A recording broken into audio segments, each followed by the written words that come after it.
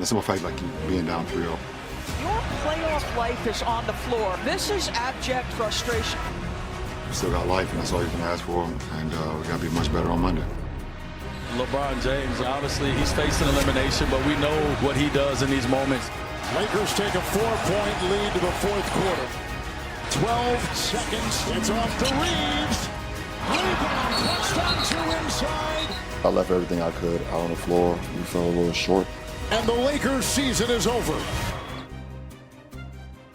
And so that was the scene last night. LeBron James recording his 133rd career playoff game with a 20-point double-double, the most by any active player by a wide margin. You see Jokic is next at 68. Here's LeBron on continuing to prove himself. There's nothing I need to show, in this league. As far as like, okay, well, I want to show people I can do this, or show myself I can do this. I've done it all. I've seen it all. So, just being able to compete and trying to win championships, I think that's a motivating factor. It's always been, since I've probably first time I touched the postseason in 06. I was like, how can I compete for a championship? Okay, so let's get out of the way all of the obvious things. Of course, he has nothing left to prove. He's one of the most accomplished players, if not the most, in the history of the sport. And in some people's opinion, he's the greatest player ever. And certainly no one has ever played at the level that he has at this age. So let's put all that aside. That doesn't even need to be discussed. Big Perk, I'm going to ask you the question right now. If LeBron James' number one priority and goal is to try and win one more championship before it's all said and done, where should he play next season? If it's about championships, then I would consider going home, back to Cleveland. Yep. When you think about the pieces that they have, being in the Eastern Conference, getting out of a tough Western Conference, I would go back to the crib. You think the Cavs would do it? You think the Cavs can make that work? I don't know. I don't know. Donovan Mitchell and James Harden already been advocating that to the front office and Dan Gilbert. Yep. Once James Harden got there, they want LeBron James back in Cleveland. There's no better final chapter in the LeBron James farewell tour than coming back to Cleveland. What that would do for the league and what that would do in the Eastern Conference. And let's be honest, it's up for grabs. Yep.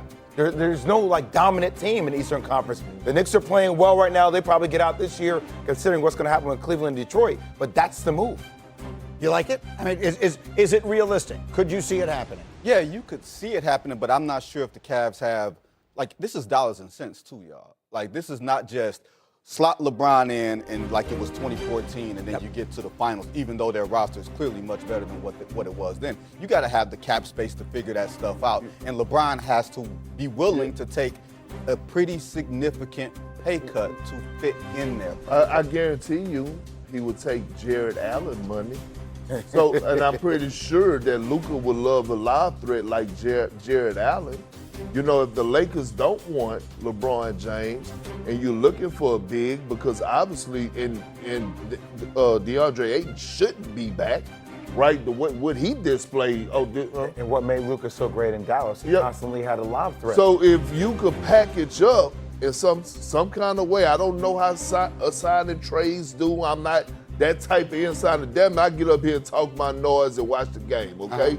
But if you could sign and trade and you could get LeBron for Jared Allen, Cleveland doing it and the Lakers doing it. Okay, so that was going to be my second question.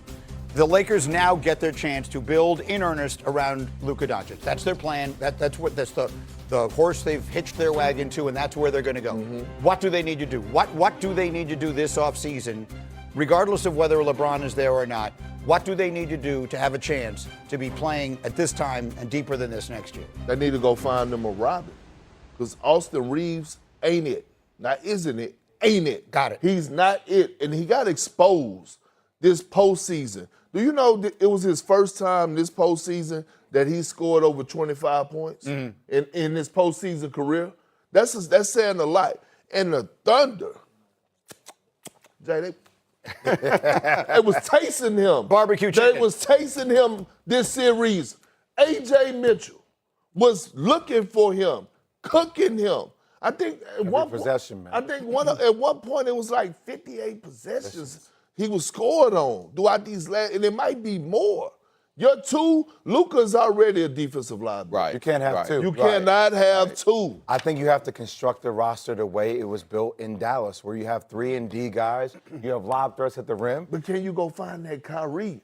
You're going to have to find somebody. So what you're saying is Austin Reeves can't be that because Kyrie No, I Irving don't think Austin Reeves was is the that number either. 2 guy there. He isn't Gary Or Payton Jalen on Brunson. defense. Right. You know, Right. Look. The thing is this: if the Lakers commit $30 million to Austin Reeves this summer, and they let LeBron go, they could have up to $70 million in cap space in the summer of 2027 for the next superstar. Maybe Austin Reeves isn't your number 2. Maybe he's your number 3. There's always going to be the next superstar. But see, you're not talking to a fan. You're talking to one of the most historic franchises in sports. Right. This fan base is just like the Celtic fan base.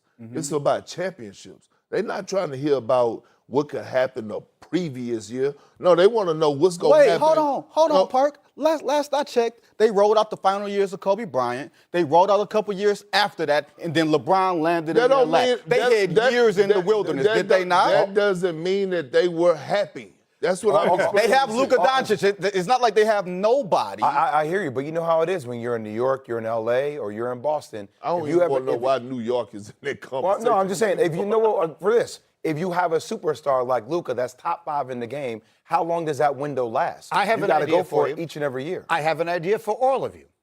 Let's talk about another superstar. Let's talk about the Giannis trade market because it is officially open for business. Shams is reporting the Bucks will be taking trade calls and trade offers for the 2-time MVP. This news coming less than a week after co-owner Jimmy Haslam said he wanted a resolution before the draft. The Bucks will be asking for a young blue chip talent and or a surplus of draft picks. The time where this might happen is officially now, because the lottery has taken place, so we know what all these draft picks actually are going into this year. You were the one who brought up the idea of Jaylen Brown on this show 2 weeks ago, picked up a lot of steam. I saw the conversations sort of go everywhere because it might make a lot of sense. We've had a week to sort of sleep on that. What are you thinking right now as far as Giannis? If I was Boston, I would do that in a heartbeat. Jaylen Brown for Giannis. I would do that, yes. But also, you got to understand, there's new ownership in Milwaukee. Right. And that guy is Jimmy Haslam. And Jimmy Haslam and Giannis have a different type of relationship than what he had with a guy like Mark Lasry that exited the team for a massive valuation. I think something similar is going to happen that we saw with the Cleveland Browns. Remember when Myles Garrett was like, I want to get out of town? What did Jimmy Haslam do? He threw a boatload of money in front of him. And Myles Garrett, where's Myles Garrett right now? He stayed in Cleveland. He stayed in Cleveland. So you're saying you think Giannis stays in Milwaukee? I'm not saying that. I am going to say it's going to come down to Giannis got to put his money where his mouth is, and he's got to turn down a massive amount of money. Because I think a lot of this is smoke and mirrors right now by the Bucks, saying they want to trade him, but hoping that they can keep him. What do you think, Big Perk? Well, he the one that initiated. That's what I'm saying. He has to pull the trigger. Right, but he said that he wanted to have a meeting with Giannis. This is the first time that we've heard publicly without insiders reporting. He came out and said he want to have a meeting and give Giannis basically and say, hey, look, what do you want to do? I want this resolved right now. So the fact that they're taking calls tells me that Giannis won out and it's time for the Bucks to move on. I understand you could give Giannis a whole lot of money, but they still don't have a championship roster. Exactly. Nobody's going to Milwaukee. Nobody wants to go. Where do you want to Jaylen see Brown. Giannis? What do you want to see happen with Giannis? I want to see Giannis in Boston. That's what I said before. I mean, I want to see him with Jason Tatum. Jason Tatum and Giannis Antetokounmpo means NBA champion.